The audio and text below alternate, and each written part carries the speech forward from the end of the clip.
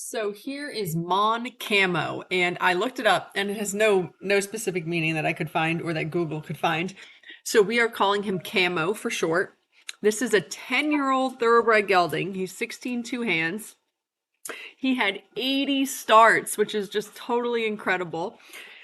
He is by Sea of Secrets, and his dam has a cool name. Her name is Kentucky Shampoo, which I just thought was sort of funny.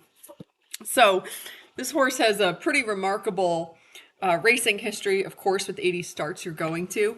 He has raced all back and forth across the United States. He did the first half of his career on the West Coast, California, and some in Arizona. And then he came east and he spent the second half of his career mostly running in Ohio and some in West Virginia. And from those 80 starts, he made $211,000. So he really did it the hard knock way. Just such an impressive horse. His legs are unbelievably clean. It is just so amazing how some of these horses are just absolutely made of steel.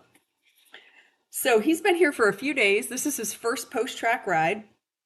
The video is short because the night before, last night, he lost his right hind shoe in turnout. And so when I got on him for this ride, we started to the left like I usually do. And he was being fantastic.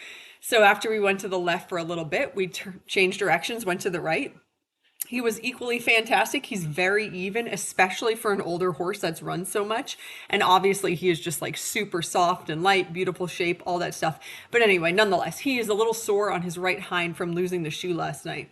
So when we went to the right away, I could tell that he was a little off on that right hind. So that's why the video is super short, because it's only to the left. Because as soon as we went to the right, I realized he was a little sore, so we stopped. So hopefully in a couple of days, he will be feeling better and ready to do another ride and go both directions. This afternoon, my farrier actually came. All four of his shoes were just like hanging on by half a nail on each shoe. They really needed to be done. So he got done today. His feet look beautiful.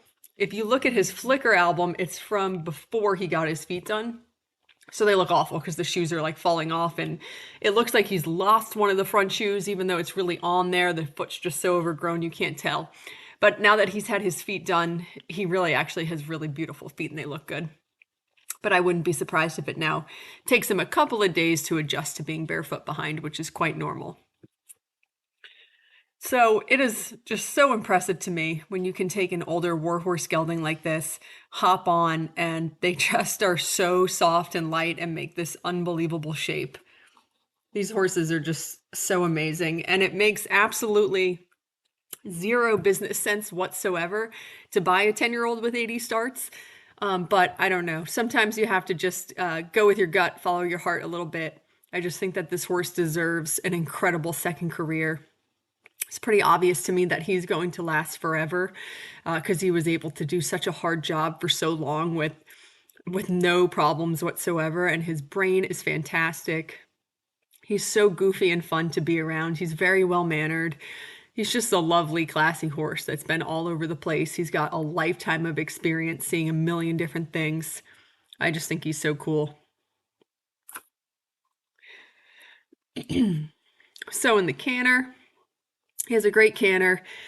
I tried sitting a little bit. He thought that was kind of hard, and I'm sure that that is partially because he's a little sore behind, being sore on that right hind foot. So I mostly stayed in half seat because right here, yeah, I was sitting and he was kind of just telling me like, look, lady, that's pretty hard. So I got back into half seat, and then he was happy to cruise around like that.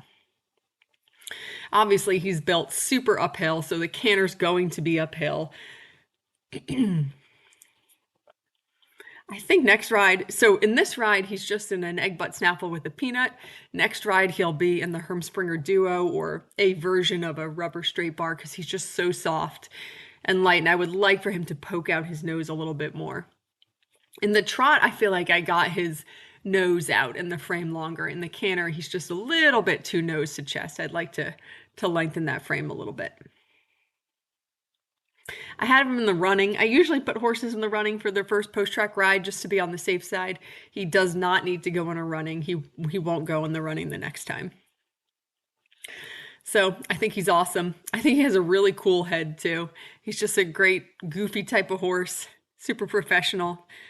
Made no sense to buy him, but I love him and I'm glad I did.